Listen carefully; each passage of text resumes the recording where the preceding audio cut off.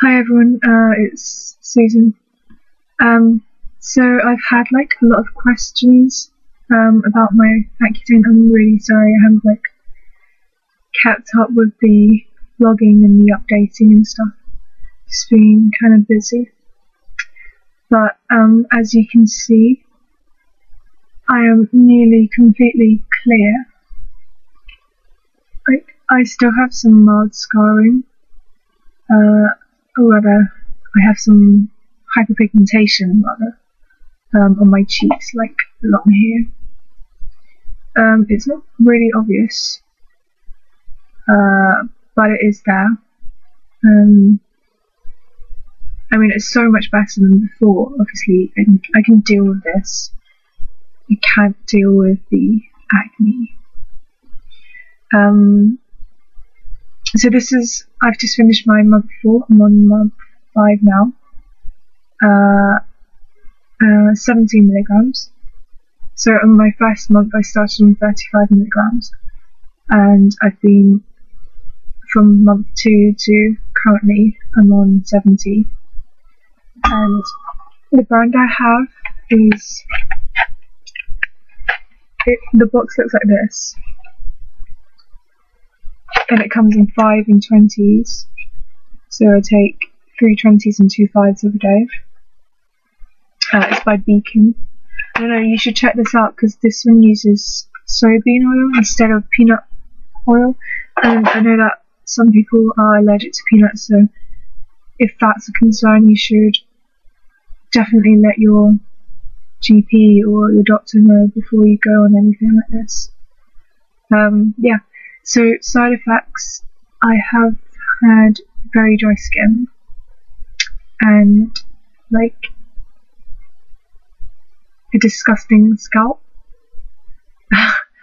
There's no other way to describe it really. The scalp has been terrible. Most people probably won't get this because like before I started I already had like a sensitive scalp, and I had like dandruff problems if I used a really dry shampoo. So the chances of you getting something like I did is not very high, to be honest. Because yeah, your scalp will get drier, but you won't really get like really bad dandruff like I did. The doctor, basically, I had patches of crust. Like, yeah, it was like, basically my scalp was crusty and I had patches of massive like dandruff blobs or dead skin blobs, and they would fall off, or I'd scratch them at night when I wasn't conscious or careful. Yeah, and my doctor actually ended up prescribing me a steroid. Yeah, so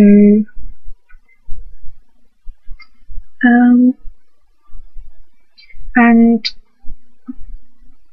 to be honest, I haven't actually had that many side effects, I think, comparatively. Like, people complain of like muscle and bone and whatever aches, but I haven't really had that. I mean, I only had that once when I accidentally took my dose twice in one day, and I actually had really achy bones, and that really scared me. So make sure you know that make sure you don't take overdose. You have a dosage for a reason. Yeah. The only other side effects I've had really are, I think I had a little bit of diarrhea at first when I started. It wasn't bad, it was just like, it went away. Like, you know, when I take it sometimes I still get it, but it's not like immediate, it's just when you need to go. And also like chapped lips, my lips are disgusting. They peel off, my skin peels off. Like, it's not too bad today. But like every few days I have to, or once a week I have to peel the dead skin off. Yeah, it's not nice, and I'm self-consciously, like, I just peel them when I'm talking to someone, and my friend's just like, Susan, please stop doing that, it's disgusting. And I'm just like, yeah, sorry. But definitely invest in a good lip balm. The one that I use is this one, Carmex, which is awesome. I really like it. It's the cherry one. I actually think the cherry one is better than strawberry, so don't get strawberry if you do them flavoured. Not flavoured, sorry, scented. Or get the original. Yeah, Vaseline on me doesn't really work. It just kind of makes it oily and then it rubs off really quickly. The other one that I would recommend if you're in the UK, because we can't get Aquaphor over here. So the other one I would recommend is the Blistex Med Plus, the original one. So don't get the flavoured one, the scented cherry one. It's not very good. Well, at least I don't think it's good as the original. Yeah.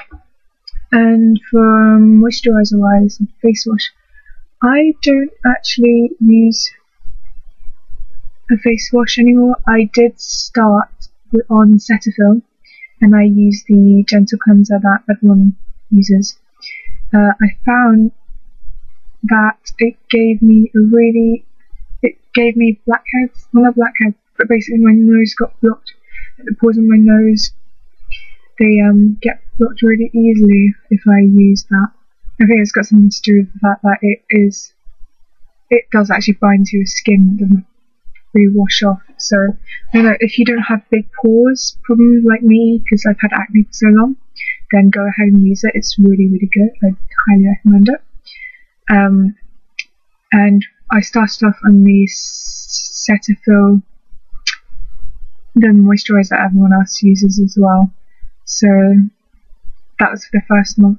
So the only thing is, I found it didn't absorb very quickly, so I had that shiny / dewy look for most of the day, and it was a little bit sticky on my skin, which I didn't really like. I mean, it looked okay, but I don't like sticky skin. Yeah, and I got a little bit of redness after using it, whereas the one that I'm using now, my doctor prescribed me, because when I told them that I was using Cetaphil and I didn't think it was moisturising enough, especially when I switched on the second month, like my dosage went up. So they prescribed me Diprobase. It's not the oil version. Like, there's two types of Diprobases. One is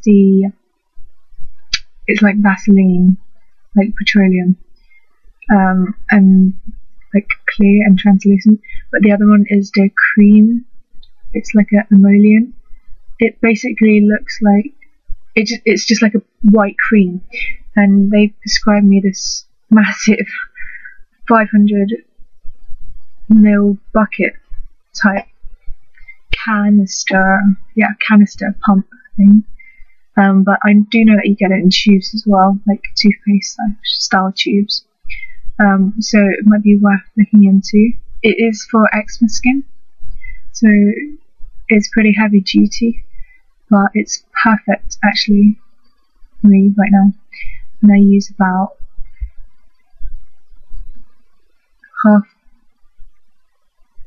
half my fingers worth. Yeah, so I do actually use quite a bit. Yeah, and washing my face wise, the Diprobase can actually be used as a face wash, so you get a little bit and you use it the same way as with the Cetaphil. Only I find that it is more water soluble, even though it is oil based. It does actually rinse off, so I don't get the blackhead problem as much. Yeah. But to be honest, I don't actually use it as face wash, like, because I put on my face right now. All I have is moisturizer on, and that moisturizer rather. So my routine at night and in the morning is just to wash my face with clear water, and then I pat it dry and put the moisturizer on, like I pat it on, because I tend to get flaky skin when I rub it. So yeah, that's the other thing. When I shower, once every 2 days when I'm showering, you can't exfoliate your skin when you're on Accutane. So what I do is I just wash my face with soap, like a gentle mild soap or anything that will wash off, just to get the oil off, and then you just rub it gently on the dead skin areas especially, and then the dead skin will basically rub off like rub-ons, and then you just rinse it off. It's completely fine because it's natural. You know, you're not using any harsh abrasives, as long as you don't like rub too hard or something. Yeah, so you just rub it off and your skin will be so glowy afterwards. Just make sure you put your moisturizer on as soon as you get out of the shower or the bath or whatever, because it does lose moisture when your skin gets wet. Yeah. And yeah, so for my dandruff, I was using Nizoral. I did use Neutrogena for a while, the coal one or something. But I did find it made my hair greasy really quickly. I mean, it did work a little, I think, but I don't like greasy hair. I mean, at the moment, I'm only washing my hair once a week. Yeah, it doesn't even get greasy at once a week. It's only because I can't stand not washing my hair any longer. And I mean, this is day 6, and it's quite voluminous actually.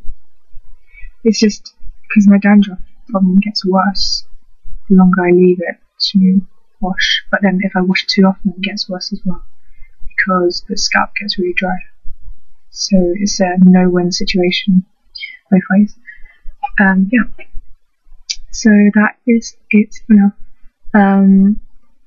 Like I said, it's month 5, and I don't have to pay for my Accutane because I'm on the NHS and I'm under 18.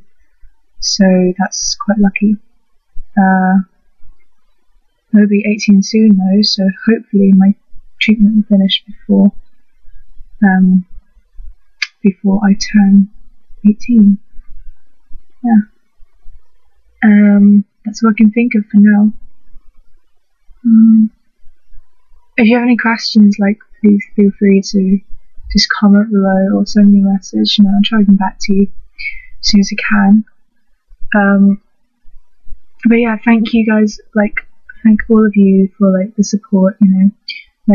You saw how bad my acne was, and that wasn't even at its worst, to be honest, because it was really bad, even worse than before.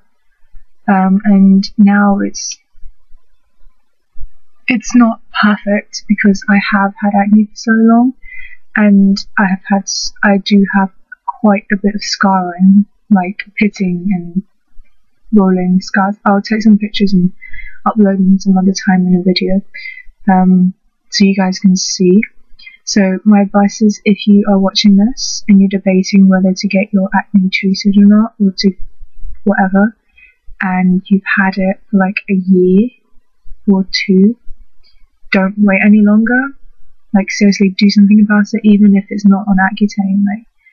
And also someone else gave me a recommendation of Zineret solution, which was pretty nice of them, but I talked about that in my previous video, and I did actually use that for 2 years, and it worked really well. So if you do have mild acne and you haven't tried anything, try that first. It is pretty good, and it's not you don't have to take it in orally. It's just something on your skin. The only thing is you cannot miss a application with that, because otherwise your acne will come back. And it came back for me worse, so much worse than before. Yeah, because basically it is an antibiotic, topical antibiotic, and it will get absorbed into your skin. So if you miss one, it's the resistance will build up. So yeah, give that a go. If it doesn't work, go for something oral and then Accutane. But if your acne is pretty severe, then you want to get this drug now, okay? Obviously do your research, but I highly recommend it. Thanks.